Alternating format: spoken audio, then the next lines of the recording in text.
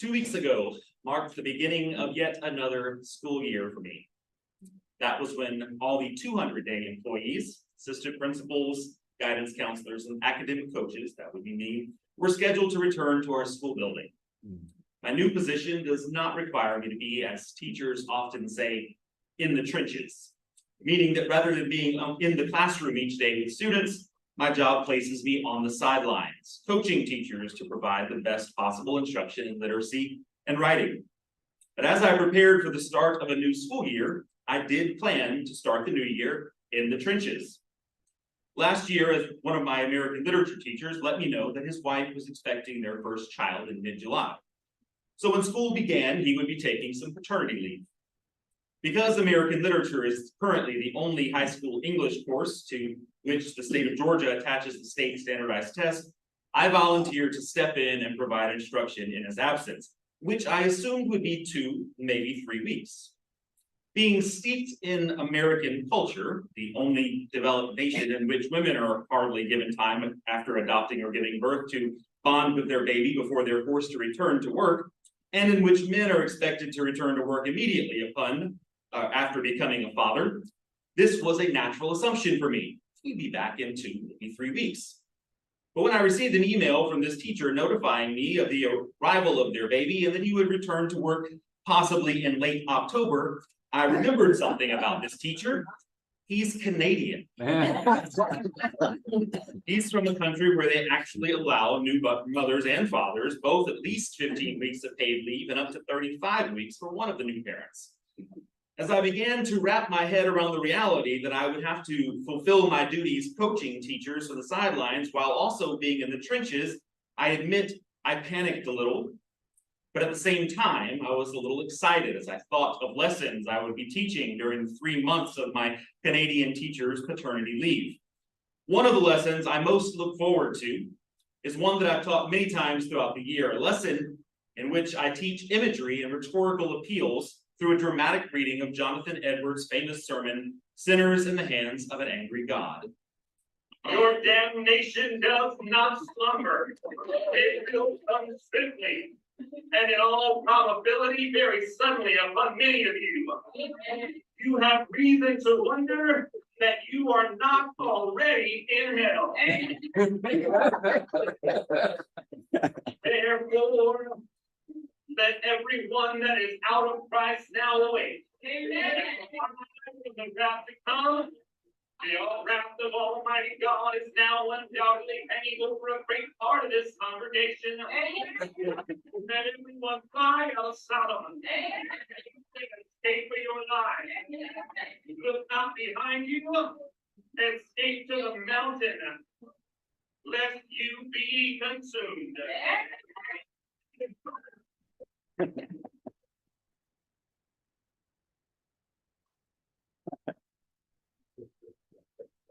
As you can see, I enjoy transforming my classroom into 18th century church, and for one day each year, pretending to be a fire and brimstone Puritan minister. It's fun because it is just that, pretend, make-believe, an imaginary trip back in time.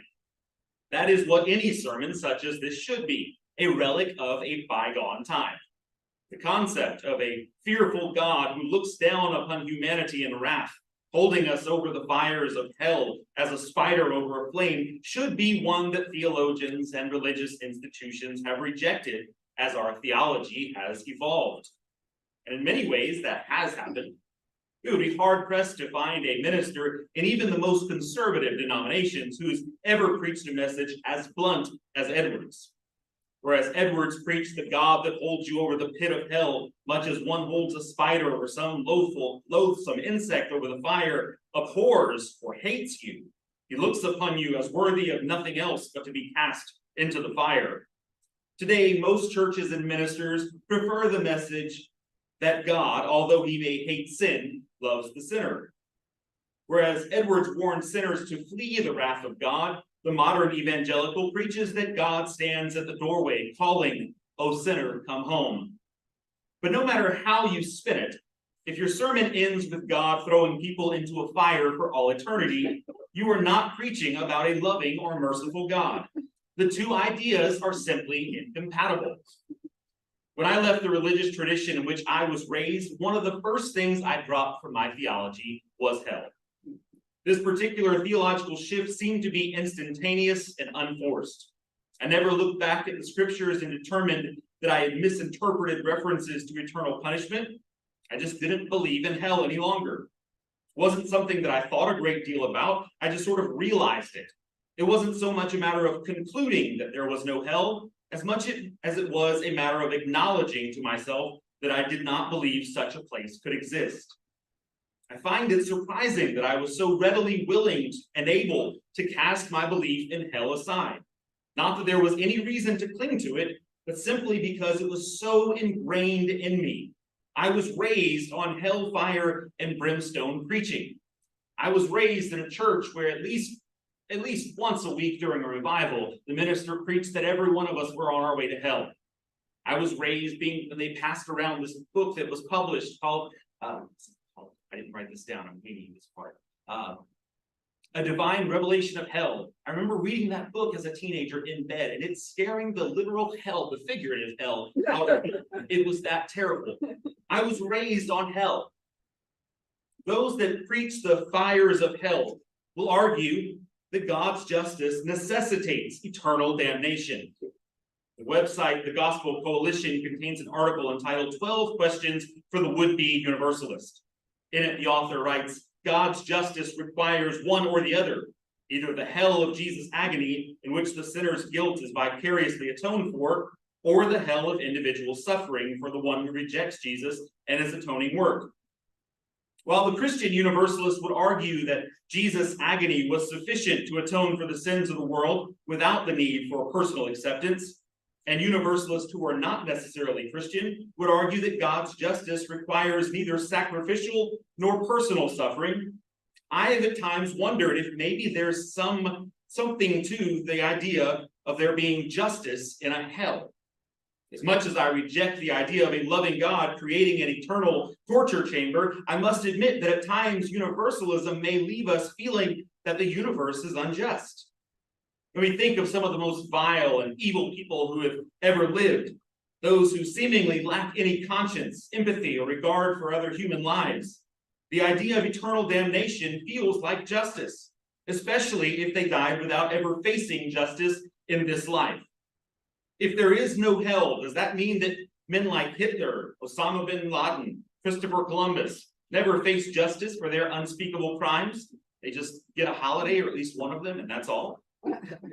Even more perplexing, if there is a heaven, how do we as Universalists justify sharing heaven with such vile, monstrous human beings? I pose this as a question to which I do not currently have an answer. And though I do not know the answer to this question, I will say hell is not the answer.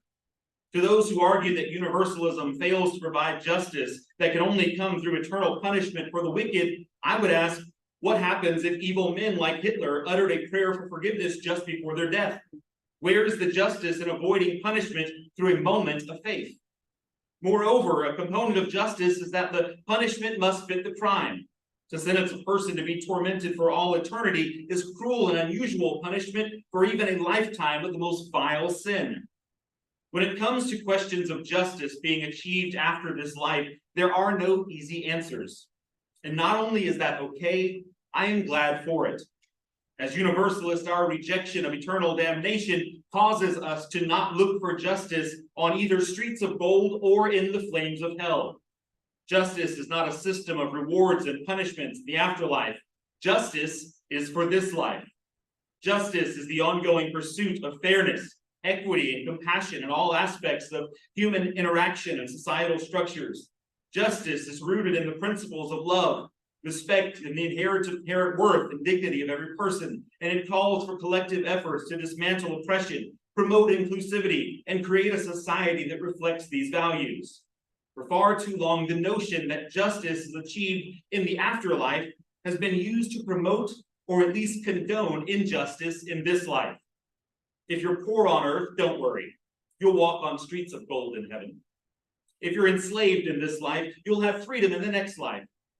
Those who exploit and oppress the unhoused, the refugee, They may get away with it in this world, but they'll face judgment and eternal punishment in another world. Those who espouse a theology of hell may call this justice, but as Universalists, we say justice delayed too long is justice denied. To hell with waiting for justice in the next life, give us justice in this world. In an article by Reverend Anthony Maker, he tells a story of the famous Universalist minister, Hosea Ballou. The story goes, as he and a Baptist colleague were out circuit riding, he and his Baptist friend began to argue over the issue of eternal damnation. The Baptist minister asserted, if I were a Universalist and feared not the fires of hell, I could hit you over the head, steal your horse and saddle and ride away. I'd still go to heaven. Ballou answered, if you were a Universalist, the idea would never occur to you. Ballou was an adamant preacher of Universalism, so much so that he was called an ultra-Universalist.